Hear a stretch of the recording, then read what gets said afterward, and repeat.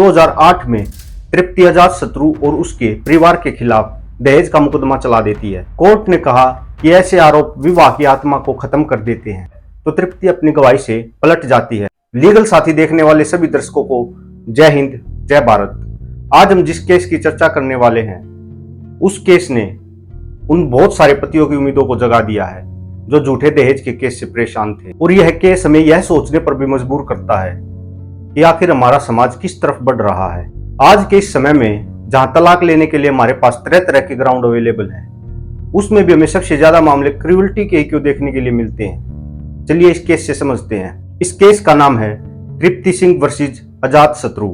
17 अप्रैल 2002 को तृप्ति और अजातशत्रु की शादी हिंदू रीति रिवाजों के हिसाब से हुई थी और इस शादी से इन्हें एक बेटा भी पैदा हुआ। 2006 में अजातशत्रु ने कानपुर नगर की फैमिली कोर्ट में डाइवोर्स सूट फाइल कर दिया और उसमें उसने दावा किया कि तृप्ति उससे 12 फरवरी 2006 से अलग रह रही है।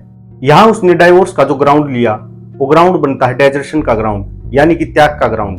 डेजर्शन के ग्राउंड के हिसाब से जब पति या पत्नी में से कोई भी दूसरे जीवन साथी को बिना किसी कारणवश के 2 साल की अवधि से अधिक समय के लिए छोड़कर चला जाता है, तो ऐसी स्थिति में वो डेजर्शन के ग्राउंड पर अपनी डाइवोर्स का सूट फाइल कर सकता है। अब यह केस तो चल रहा था, लेकिन वहीं दूसरी तरफ 2008 में तृप्ति अजातशत्रु और उसके परिवार के खिलाफ दहेज का मुकदमा चला देती है।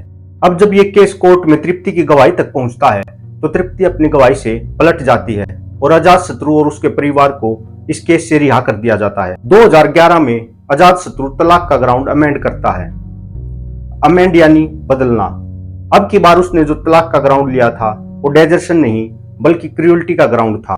उसने दावा किया कि तृप्ति ने जो उसके और उसके परिवार के खिलाफ दहेज का केस किया था वो झूठा था और इससे उनकी इज्जत को समाज में ठेस पहुंची है और यह उसके और उसके परिवार के साथ किसी क्रूरता से कम नहीं है।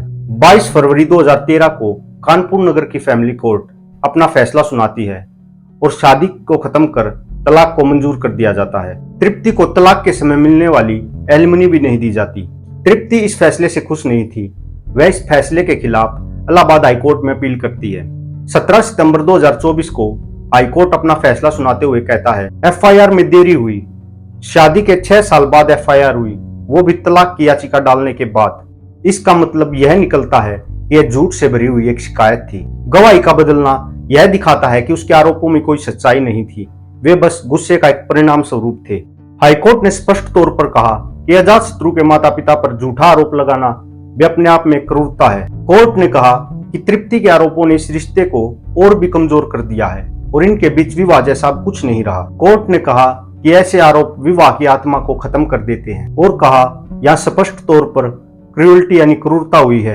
तलाक को लेकर कानपुर नगर की फैमिली कोर्ट का जो फैसला था वो ज्यों का त्यों बना रहेगा, लेकिन कोर्ट ने एलमनी के लिए थोड़ी रियायत बरती और तृप्ति के लिए 10 लाख रुपए एलमनी 3 महीने के अंदर देने को कहा है।